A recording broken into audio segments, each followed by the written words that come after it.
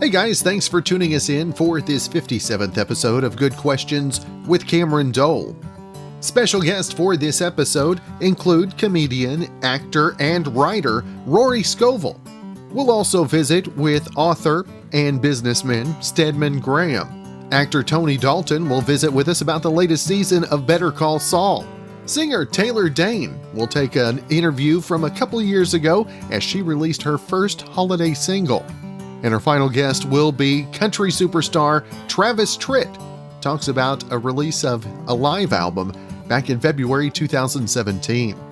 If you would, please take the time to subscribe, drop a like, comment, leave some feedback, and of course, share with your friends.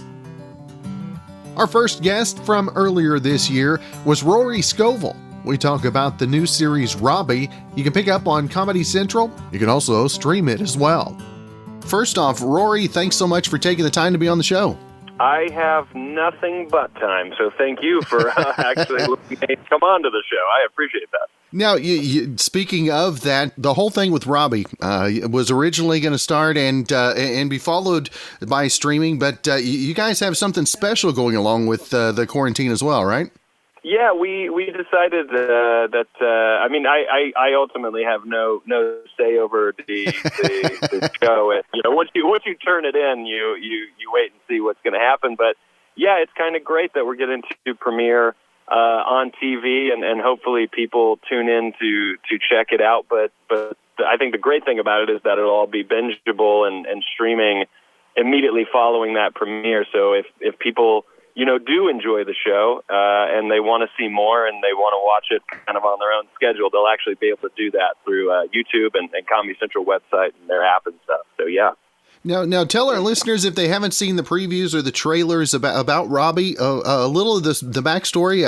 Obviously, you've got a little bit of a hand in this as well. Yeah, so the character Robbie was one that I sort of did in my stand-up every now and then. And then finally a buddy of mine, Scott Moran, was like, you really should do something with that character in terms of a bigger story. And so we had pitched this show to Comedy Central, and what people will see when they tune in is the story of this guy, Robbie, who is a church league basketball coach who wants to become a high school basketball coach like his father, played by Bo Bridges on the show, and still saying that out loud, that Bo Bridges was on this show feels so absurd, but he was on the show. He is retiring, and so my character, Robbie, wants to take his job despite the fact that I'm extremely unqualified for it. I just kind of want stuff to be handed to me. And the day that I have an interview to go get the job or try to get the job, I find out that I have a child, 10-year-old child from a past relationship with Sashir Zamata. And so that kind of throws a wrench in my plan for that particular day, which is the pilot. And then it's kind of the launching point for the whole series. This guy who's kind of he's not a jerk, but he's an idiot, kind of learning how to be a better person. And he's got to learn how to be a father, something he did not expect to have to do. And Rory, as a comedian, to have kind of a character that you've created in stand-up, to have it come full circle now, have a series made out of it on Comedy Central. I mean, how validating is that to your comedy work as well? Yeah, it's kind of cool. When you get into finally building up the courage to get on stage and even try stand-up, all you can think about in the future is just getting through the next 3 minutes of talking to this, group of strangers at a coffee shop. And then over time, when you realize that there might be bigger aspirations, there might be bigger goals that you can achieve, you kind of put those in your mind, and you kind of don't totally know if you'll ever actually get to do it. So I got to say, the fact that we created a show off this character and wrote it and shot it and cut it up and now it's going to be on TV. It's very surreal. It's very surreal to have made a show. I watched Comedy Central growing up, and that's where I really first started seeing any kind of stand-up. So to now have a show that's affiliated with them, it really is surreal. I kind of don't fully believe that it's actually happening, and then at the same time, it just feels incredibly cool to have made it and to be proud of it, because I know a lot of us in the art world, you make stuff that maybe you don't necessarily like. I'm very grateful that I actually like the product we made, whether everyone loves it or hates it or whatever. I can sleep at night knowing I at least like it. There you go. Now, taking on the other side, behind the scenes as well, how much extra pressure did you put on yourself through the production process? I think all of that being kind of new to me, there is this sort of fake it till you make it vibe of, show up and act like you've been there, despite the fact that you've never been there. So I put a little bit of pressure on myself just to make sure that the rest of the cast or the crew or anybody else knew that while I might not be the guy who has the answers in terms of what we were doing or what our days looked like, I wanted to make sure everybody knew that I wasn't there to be an issue. I wanted everyone to know that I was a team player willing to listen and learn and kind of absorb the whole experience. And when you watch so much TV, to actually get to make a show, it is a true education on how things work. I got to say, after making a TV show, when I watch anything now, knowing what it takes to make something, even if you make something that is awful, make no mistake, that was still very hard. So when you watch a show or a movie that you think is truly insanely good, just know that is so hard to pull off. It's incredible. And again, the show is going to debut after the Daily Show with Trevor Noah. Rory, I want to make sure and let our listeners know where they can find out more information, not only about the show, but everything else you've got going on as well. Yeah, anything that I have, all my social media stuff is just at Rory Scovel. Website is the same, just RoryScovel.com, where I post anything I'm doing performance-wise or clips and stuff like that. And then for Robbie, myself and the whole cast and everybody will be posting stuff nonstop on Instagram, while it's bingeable, the show being bingeable and everything, and leading up to the premiere. But, I think Comedy Central's website and Comedy Central's app, and then Comedy Central's YouTube page. If anybody sees that premiere and they really like it, just know there's 7 more episodes they can binge, and they're available. All right. Well, Rory, it's been great to visit with you this morning. Looking forward to the new series, and hopefully we can visit again real soon, my friend. I appreciate it so much. Yeah, hopefully in person. We'll get back to those days soon enough. Our next guest, Stedman Graham. We talk about the new book, Identity Leadership, released in May 2019. First off, Mr. Graham, thank you so much for taking the time to be on the show. Well, it's my pleasure. I'm always excited about getting the message out around identity leadership. Identity leadership is self-leadership based on the philosophy that you cannot lead anybody else until you first lead yourself. So, it's all about self-efficacy, self-mastery, self-development, which is very difficult sometimes to do because you're stuck in the world where you're doing the same thing over and over every single day. If you did the same thing you did yesterday as you would do today, as you would do tomorrow, what have you done? Nothing. And most of what we learn in school, we memorize, take tests, repeat the information back, get labeled with grade, and 2 weeks later we forget the information. So nothing for nothing is nothing. So the most important question is, do you know who you are? Do you have an identity? Which is why I call it identity leadership, because when you know who you are, you know how to take information and education and make it relevant to your purpose in life, to your talents, to your abilities, to your skills, to all of those things that make you who you are. You're able to have a competitive edge in the 21st century. And what does it take for somebody to be able to figure out who they really are? I mean, that seems like that's that age-old question that we've been asking for generations. Yeah, you know what? It took me all of my life to really, and I still work on it all the time to define it, but love is the simplest way to understand how to organize, who you are. Because you can have a positive identity or a negative identity. There's only positive and negative. That's it. Good or bad, will or won't, can or can't, looking at the glass half empty or half full. So we deal with so much of our background and history that, it's hard to get down to the core of who we are based on what we love and what we're passionate about. That's why purpose and passion and love and talents and skills are all related. So when you focus on that, you at least have a way to build a base that you can organize information around. The key is that can you develop a learning process that will allow you to grow, develop, build, innovate, and create based on a focus. If you don't have a focus, you're kind of all over the place. You got 60,000 thoughts a day, and pretty much you don't know where you're going, and you're confused.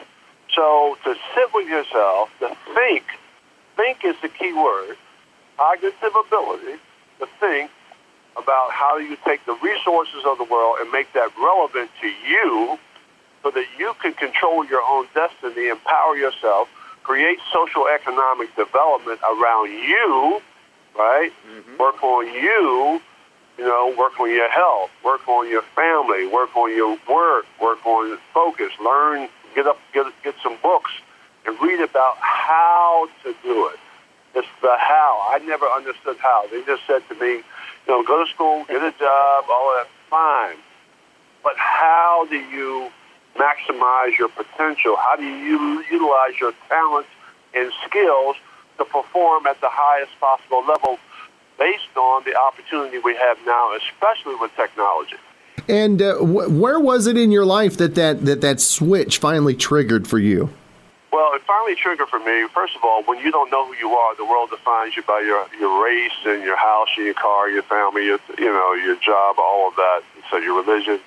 And so I had a race-based consciousness, and it took me about 31 years. I was traveling around the world with this gentleman named Bob Brown, who's a mentor of mine, and I worked for him, and I realized that I had it all wrong. You are defined so much by your race. Your problem is you don't know who you are. There's people of color all around the world making things happen. You don't understand the process of success, and you don't know who you are. And I was defined by my family. I had two special needs brothers in my family. I had low self-esteem or lack of confidence. And so I used to, hold that. I mean, I was a victim to that. And I said that has nothing to do with who you are. So, you have no sense of self. You have no basis for learning and developing and growing. And you don't read a lot. I read one book in high school. This is my 12th book. So what was the difference? I realized, it's about the information. It's about the content. If I can learn to take that content and make it relevant to my purpose so I can grow and develop, I could actually move the needle. Mm-hmm. I could actually create a vision. I could actually create a plan. I could actually build a value system around that. And I can actually control my own destiny. And especially you mentioned it with technology the way it is. I mean, it's an opportunity anybody can go viral at any moment based on the content, right? It's a beautiful thing. And as you know, you're around it. And it's a beautiful thing to be able to get the message right. What is the message? How do you communicate it effectively? How do you focus on empowerment so that you can raise your social economic opportunities for yourself and your family and your community and your country?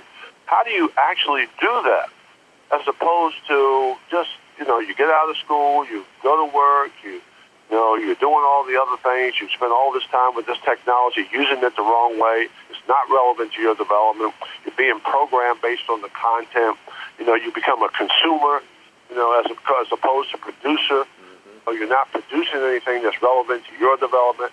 You do this over and over, you waste all this time, 30, 40 years and have no more in the end than you had at the beginning. You can't move you can't move the needle. And what do you think is the biggest misconception about making the change in your life? It's that you can't do it. And what I learned is that the process of success is everything. The process of success is relevant to everybody. Oprah came from, she came from Kosciuszko, Mississippi. She came from, she had an outhouse. She came from, broken family. She came juvenile delinquent. And she rose up, right, because of her thinking. Not because she was supposed to be doing what she's been doing for 25 years, a number one show. That wasn't in the cards for her. You couldn't write that up. You couldn't make that up. And so the point I'm trying to make is that the process of success is the same thing, but you got to figure how it works. And it works with purpose. It starts with purpose. It starts with loving yourself. It starts with being positive. It starts with working on yourself. It starts with understanding the value of content and information. The good book says, be ye transformed by the renewal of your mind. It's about changing your thinking every day. Everyone is equal because everybody has 24 hours. The question is, what do you do with your time? That's right. And again, the new book, Identity Leadership, available now. And Stedman, always want to make sure and let our listeners know where they can keep up with everything you've got going on as well. Well, they can go to StedmanGraham.com, and pretty much that's the roadmap. There you go. Well, again, Mr. Graham, it has truly been an honor and a privilege to visit with you this morning. Looking forward to thumbing through the book myself. My pleasure. Thank you so much for having me. Up next is actor Tony Dalton. We talk about the latest season of Better Call Saul. First off, Tony, thanks so much for your time this morning. Hey, Cameron, how you doing? Good morning. Thanks a lot. And obviously, Better Call Saul has been a huge hit. And for you to be involved and be a part of something that has got such a following, I mean, how cool is that? No, it's amazing. I mean, this career, it never ceases to amaze me. One day you're doing an audition, and the next day you're, the bad guy in one of the best shows on TV. I mean, it's amazing. Really, it's a blessing. Now, how close do you find Tony to the character of Lalo, or where did you draw inspiration from? Well, not that close, to be honest with you. It's the guy's a psychopath, but I guess I just kind of grabbed little things from everywhere. Just also some things that I made up, just from the walk and from the way that he moves and stuff. But there was a little bit. I gotta admit, there's a little bit of Jules Winfield from Pulp Fiction, that Samuel L. Jackson character. Remember? That sort of this sort of hitman with a smile kind of thing, sort of a loud mouth. Kind of had a little bit of that in Lalo. And to see the following that it's had, obviously, like you said, you go to auditions and you never know how things are going to turn out. What do you think it is about Better Call Saul that folks has really grabbed a hold of them? Well, I mean, to be honest, I think that the number one thing is the writing.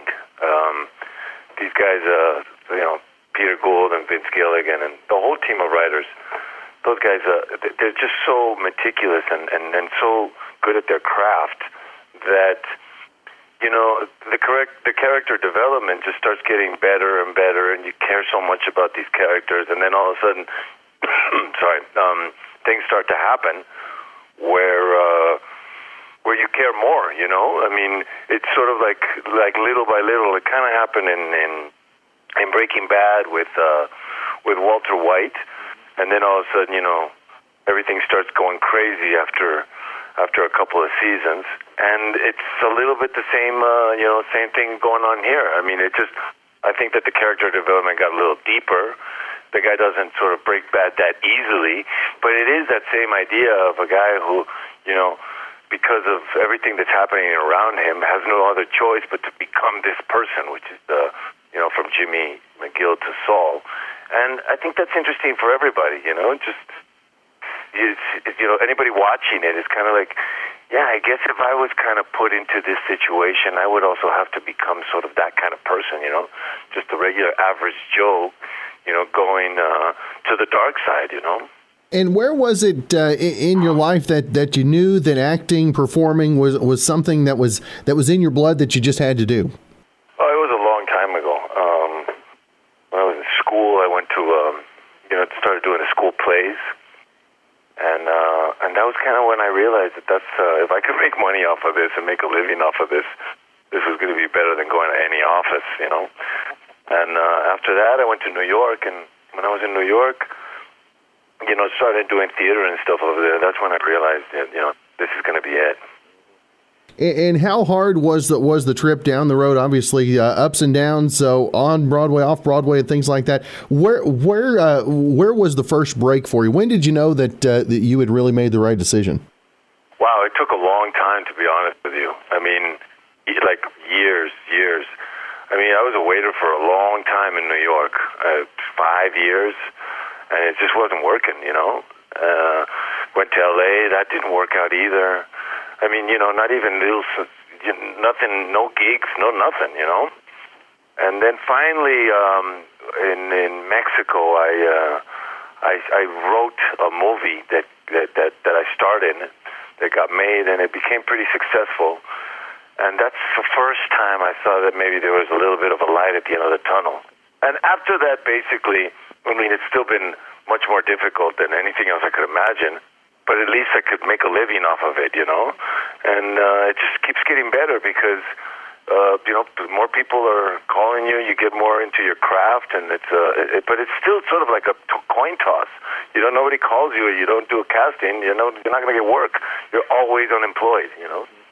And again, Season 5 of Better Call Saul, Monday nights, 9 Eastern, 8 local time on AMC. And, of course, Tony, I know that you got to appreciate the opportunity for the streaming and the instant gratification of folks being able to check out the show on demand as well. Yeah, well, actually, you know, I mean, a hell of a lot more people now are sitting in their house watching TV. So I guess that for TV shows or for actors, I mean, it's sort of a time where people are going to see more of your work than they would normally, you know. So it's sort of a double-edged sword. I mean, I want this to get over with and finish up, and everybody goes back to their normal lives. But on the other hand, it's great that people are watching it, you know. And again, AMC Season 5, Better Call Saul continues. And Tony, always want to make sure and let our listeners know where they can keep up with everything you've got going on social media as well. Yeah, well, I have an Instagram. I have an Instagram account. It's Daltonico with a Y. And then, well, my Twitter. Those are the only, basically, two things I have. All right. Well, Tony, it's been great to visit with you this week. Stay safe, and hopefully we can visit again real soon. Yeah, thanks a lot for your time, guys. You too. Stay safe out there.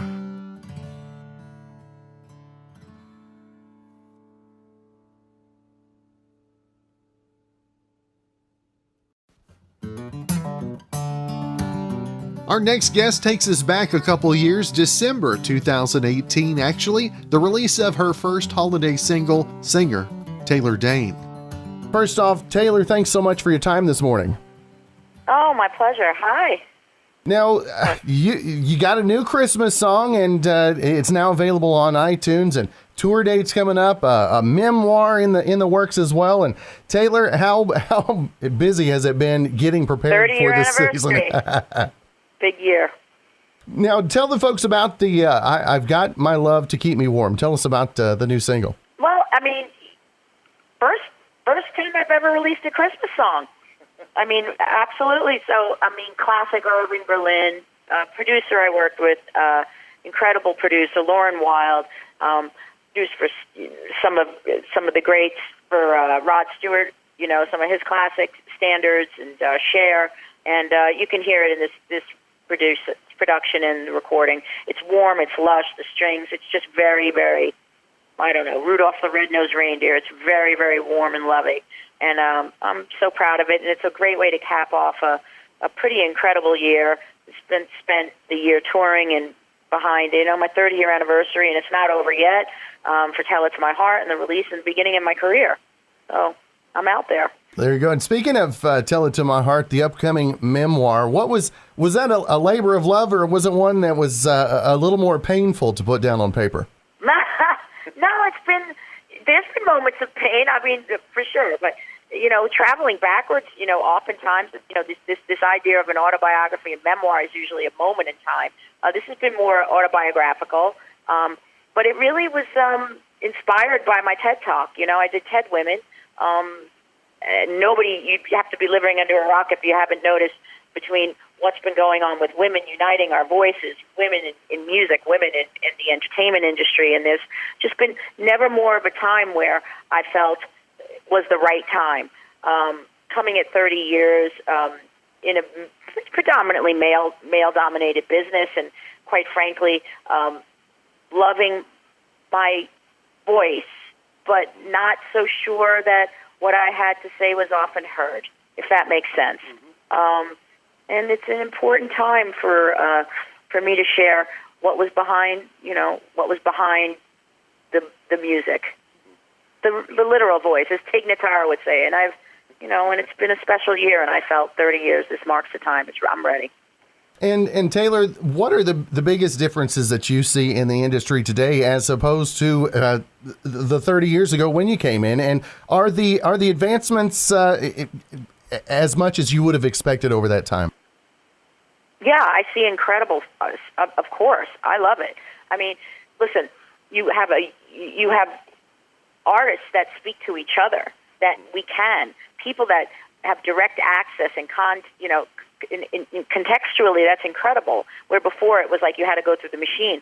So it's artists come together. There's a unified. We speak to each other. I DM people. Like I understand this process never before. What social media has allowed us to do, what the internet has brought us so much closer together. The good, the bad, and the ugly on that. Spotify, streaming, our playlists, everything. I mean, we are so much farther along and able to control the information that comes into us, except it seems almost out of control at times because there's so much out there available. So it's, there's the good and the bad. But, I'm a parent, I'm a single mom, I'm also a woman that's navigated through this industry for 30 years. So I had a lot to say, and plus it's Valentine's Day. And if one thing I'm synonymous with is love, passion, and the heart. God knows. Every damn title has it. Yeah, you made a little money with that whole theme, didn't you? I mean, this is what in my TED Talk. This is why I urge people to watch my TED Talk so you kind of get an idea of where the book, the challenges we all meet. Everybody has something or some things. But I have to say, every title: "Prove Your Love," "Tell You to My Heart," "Love Will Lead You Back," "I'll Always Love You."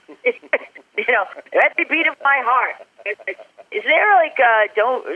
The only title I could think of was "Don't Rush Me." For God's sake. Oh yeah, well. I was like, or "I'll Be Your Shelter." I was like, how many hits did I put out that had like heart, love? Jesus, it was crazy. I think there's still a couple that are still available, so maybe we'll work on that. There might be one or two with hits, right? Now, Taylor, as the holiday season's on us, what are maybe some of your favorite traditions that you still hold true to? Well, I just wrapped the Colors of Christmas tour, which has become, such a staple. What an enjoyable, beautiful thing for, Colors of Christmas, literally.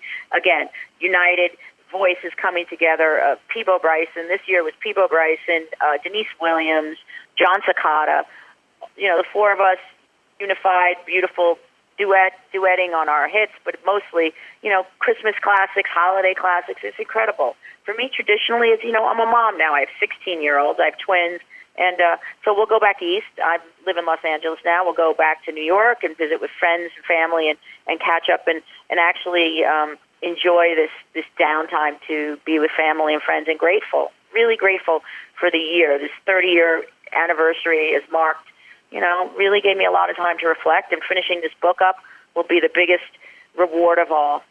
That's awesome. Well, Taylor, always want to make sure that our listeners know where they can keep up with everything you've got going on, and like you mentioned, social media as well. Well, just look up Taylor Dayne, and that, guys, it's Dayne. For those that are still going with the Dane, you're going to find probably maybe a porn star this time. Who knows? But yeah. The real Taylor Dayne. Here you go. There you go, Taylor. All social media. It'll take you into. There's pre-orders now for the book. The book's up. Pre-order Barnes and Nobles, and pre-orders are going up for the Valentine's release. That's and awesome. The single, the new song. All right, I've got my love to keep you warm, to keep me warm. That is Taylor Dayne. Again, Taylor, thank you so much for your time this morning, and happy holidays. Thank you. Happy holidays. And our final guest, country music superstar Travis Tritt. We talk about the release of his live album from February 2017. Travis, first off, thank you so much for taking some time to be on the show. Well, thank you for having me. I appreciate it. Now, Travis, when you got started in the late '80s, early '90s, onto the mainstream stage, obviously, you were kind of out there with Clint, Garth, and so many other artists that totally kind of reimagined what country music would be. And what were your thoughts coming in and obviously having the Southern rock kind of background? Well, I was part of that group that you just mentioned. Garth Brooks, Alan Jackson, Clint Black, and myself were all releasing our first singles right around the same time in 1989. And together, we all had so much of an impact on the country music world that the media started giving us a nickname. They just called us the Class of '89. And we had a chance, all of us together, to create a wave that we all had the opportunity to ride for many, many years. It's been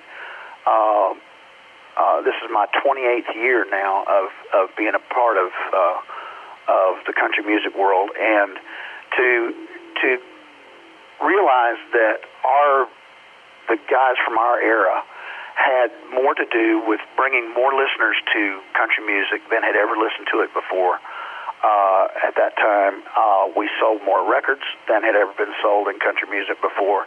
We put more fannies in country music concert seats than had ever been there before. And it's really been amazing to look back and realize just what kind of an impact all of us had together. And I know, speaking for me, and I'm sure speaking for them as well, all of us are just extremely grateful that we've had so much audience enthusiasm over the years. It's been wonderful. And do you think, do you ascribe your success to being so genuine as you are on stage and in person with the listeners and to the concert goers as well? Absolutely. I mean, that's the thing that keeps me going is getting out and doing live performance. I love every aspect. I love writing songs. I love recording, going in the studio. But the fact is the live performance, that big ball of energy that goes back and forth between the stage and the crowd, and it's just it's something it's one of the most addictive things I've ever experienced in my life, and it's so nice to have that outpouring of love from the audience every night when you get a chance to go out there and play those songs, and they sing them back to you. They know every single word to every single song that you do. And also, it's been really interesting for me because in the last few years, I've noticed a tremendous amount of some of the younger people that might not have been as familiar with the music when it first came out, or they may not have even been born then. But we're having a lot more of the younger audiences that are coming out and listening to the stuff that we're doing too. So it's extremely gratifying for me. I just have a blast with it. So why is it that you never went with the cowboy hat? Did you ever try behind the scenes and just like, I just don't have the head for it? Is that what it was? No, back then I looked at it like this. Garth Brooks, Alan Jackson, Clint Black, all those guys wore hats, and they were all clean cut. Meanwhile, I had hair down, past my chest, and I wore a lot of leather, and I had all my hair, so I figured, why do I want to cover that up? And I know that you're a fan of sports, and my question for you, you talk about getting up on stage. Do you have any superstitions before you go out for a show? I really don't. I have a tradition of what I do every single night before I get ready to go on stage, and that is I pour myself a shot glass full of apple cider moonshine, and I go out and play and have a blast. That's right. And of course, the new album, A Man and His Guitar, live from the Franklin Theater. And how much fun was it to put that together and to put that live performance out there for folks that maybe haven't had the chance to see you live in person? Well, I started doing those solo acoustic shows about 6 years ago, and I really, I kind of rejected the idea of doing it that way for a long, long time. Most of the touring that I do, I still do about 150 shows a year, and most of them are with my band. I've got a wonderful group of musicians that I travel around with and get to play music with most every night. But anytime that I went out and did those solo acoustic shows, the response was just phenomenal. And I still only do about probably 30 or 35 of those a year. But every time I get a chance to do them, I always look forward to them, because to me, being in a setting like that where it's just me and a guitar on stage, nothing else, no band, nothing else, and a room full of people, it doesn't feel like a show to me. Those shows feel much more like just kind of sitting around in my living room playing music for my family and friends, and also gives me an opportunity to kind of tell some stories about how certain songs were written, or about some of the relationships that I've had over the years with people that a lot of country music fans would recognize, people like Johnny Cash, Waylon Jennings, people like that were almost like second fathers to me when I was coming up in the business. And who was it that had the biggest influence on your musical styles? Obviously, you had some Southern rock, but definitely some of the classic country as well. Oh, yeah. I mean, I grew up listening to, my dad and I used to listen to the Grand Ole Opry every Saturday night. And I had heroes, people that I didn't even know at that time what some of them looked like, but I knew what they sounded like. And, all the classics. I mean, George Jones, Merle Haggard, Johnny Cash, Waylon Jennings, Willie Nelson, Conway Twitty, Tammy Wynette, Loretta Lynn, people like that. Those were the staples in my house when I was a kid, and they influenced me a lot. Probably, though, more than anybody, and this might surprise some people, but probably the most influential person that had more to do with what I sound like when I sing than anybody else is Ray Charles. And I had the opportunity a few years back to get to know Ray, and we did a CMT Crossroads special together, and he and I became very good friends, and that was just a thrill of a lifetime for me, because he has more to do with what I sound like when I sing than anybody else. That's right. Well, again, the album "A Man and His Guitar" live from the Franklin Theater. Be sure and pick up a copy of that. Again, thank you so much for taking some time to be on the show this morning. Thank you so much for having me. I appreciate it. Thanks again for joining us for this 57th episode of Good Questions with Cameron Dole. If you ever have a comment, question, anything else you'd like to know, you can find me on Instagram, Twitter, and Facebook, all at GQ with Cam. If you'd like to help out in the funding for this podcast, go ahead and click the support tab and follow the instructions. If you have a special guest idea, go ahead and email gqwithcam@gmail.com. Again, thanks so much to our good friend Brandon Allen, came up with the theme music for Good Questions with Cameron Dole. We'll let him play that extended outro as we head out. Next episode 58, we'll be back on Wednesday.